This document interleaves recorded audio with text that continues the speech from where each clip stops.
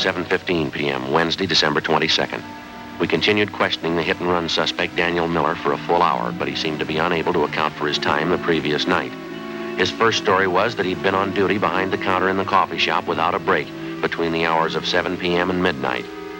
Then, after the customer entered and disclosed that he was in the coffee shop at 10:30 the night before and that Miller was nowhere about, the suspect switched his story. He said he thought that he had left the coffee shop briefly for about 15 minutes between 10:30 and 10:45 p.m. to run down the street to a hotel to say goodbye to some friends of his who were leaving for New York. We checked the hotel, but they didn't know Miller and they hadn't seen him the night before. They were sure of it. The questioning of the suspect continued, but he made little or no sense at all. Apparently, he was piling up lie after lie in an effort to cover his tracks before and after the hit-and-run murder the night before. 7:48 p.m., Frank and I pulled Miller off the job at the coffee shop and took him downtown to the office. I'm telling you it's the truth. I wasn't in that truck last night. I wasn't in an accident. I don't know what you're talking about. Then give us something to go on, Miller. You've handed us 3 different stories so far. Not one of them strong enough to hold water. I'm telling you the truth. What are you trying to hang this on me for? I didn't have a wreck and I didn't kill anybody. Why are you picking on me? Because you don't make sense, mister. You're trying to sell us a story and you haven't got an ounce of proof to back it up. That bakery truck you're responsible for is the same truck that killed that old woman and the little boy. Now, you either come up with a solid story we can check on or you're going to be resting your back in Maine jail. Listen, call Bill Jackson. He's a good customer. He was in last night, I think. He'll tell you. Go ahead and call him. He'll back up what I say. What's his number, do you know? Yeah, I got it right here in my wallet. Bill will tell you. Here it is. Hollywood 08121. Okay, thanks.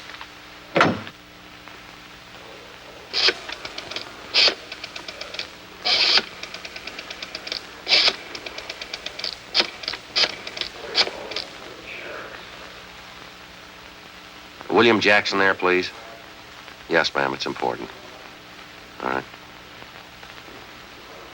Yes, well, all right, then. Will you have him call Michigan 5211?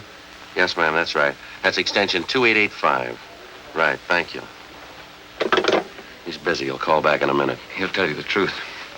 I was in the coffee shop all night. Just those couple of minutes, I ran down to the hotel to say goodbye to those friends of mine. That's the only time I left the place. How come you didn't tell us that to begin with, Miller? You say you got nothing to hide.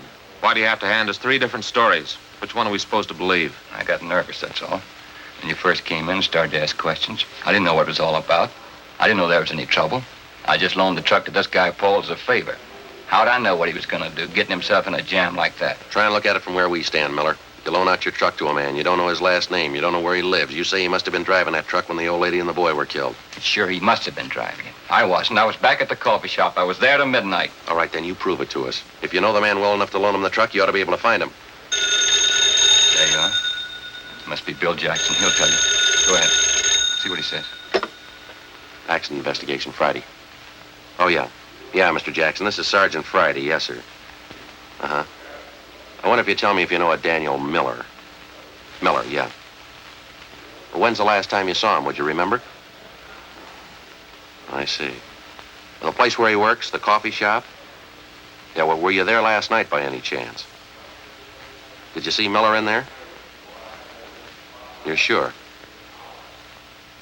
Uh-huh. Yes, sir, I see. No, thanks, no. That's all for now. We'll contact you later on. Yes, sir. Thank you. Bye.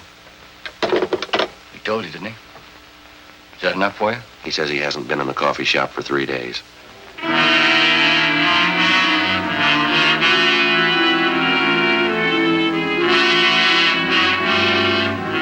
9:45 p.m. Our interrogation of the hit-and-run suspect Daniel Miller went on.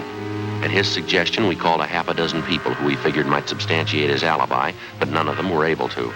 Miller continued to deny any knowledge of the hit-and-run killing, but he still couldn't account for his whereabouts at the exact hour that the 9-year-old boy and his grandmother were run down. The time element especially didn't work in his favor. Nothing worked in his favor. 11:30 p.m., Frank and I took Daniel Miller over to the main jail where he was booked in on suspicion of 480 V.C. The following afternoon, his lawyer obtained a writ and he was released from custody. The writ was returnable in 5 days. He came immediately to the office to plead with Frank and me to help him find Paul, the man who'd borrowed his truck, and thus clear himself. We took him up on it. Either way, we figured we'd get to the bottom of it. If Miller dreamed up the character Paul to escape blame for the hit-and-run killing, we were bound to find out sooner or later. If Miller was telling the truth, and we had little reason to believe he was, and a man named Paul had borrowed the truck the night of the hit-and-run killing, we were bound to find that out, too. In any event, we had to investigate. It's the job of the police officer to prove guilt or innocence, not guilt alone. 2 days passed, and then another 2. The Monday following the Christmas weekend, we were ready to call a halt. Well, I don't know what else we can do. I think we've given him enough time, don't you? Well, the deeper we get into it, the more it looks like Miller's our man. I still can't make up my mind. Why do you have to be stubborn about it, Joe? We checked every possible angle on his story. We still haven't got an ounce of proof this guy Paul he talks about even exists. We can't string along with Miller forever. Yeah, I suppose you're right. We've given him a square enough break on it, haven't we? I still got that queer hunch, though. It's possible he might be telling us the truth. Look, we've gone 4 straight days on it. We haven't come across one lead to back up his story. Too much for me. I can't buy it. Sergeant? Oh, hi, Miller. How are you? Okay, glad to see you.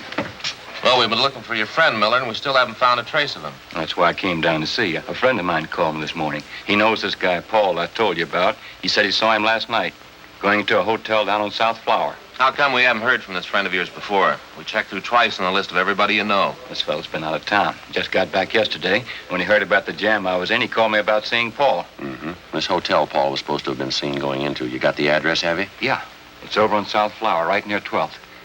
You want to go over there with me right now? This friend of mine wouldn't kid me. Paul must be there. You sure about that, are you? He must be. I'll bet a month's pay on it. You might be low, mister. What? Stands to cost you a lot more than that.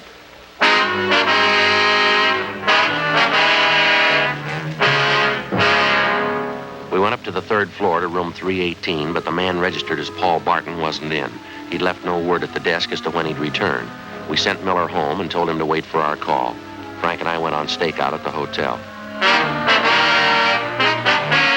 At 7:25 that night, Paul Barton returned to his room and we began questioning him. He showed no signs of being upset.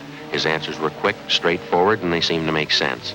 The interview went on, a half hour, an hour, and Barton began to grow nervous. He contradicted himself. Big holes began to show up in his story as to how and where he'd spent his time the night of the hit-and-run killing.